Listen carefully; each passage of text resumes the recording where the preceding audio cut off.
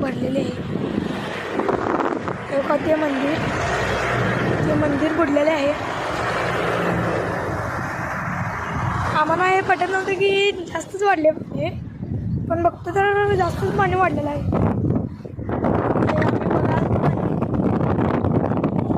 आणि शेतीमध्ये खूप शिरलेलं आहे.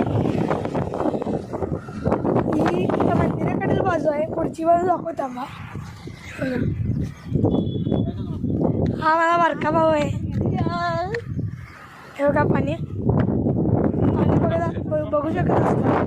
एवढे लांब लांब गेलेले. आज मी, माझा भाऊ, मामा, मावशी पाणीच बघायला आलतो.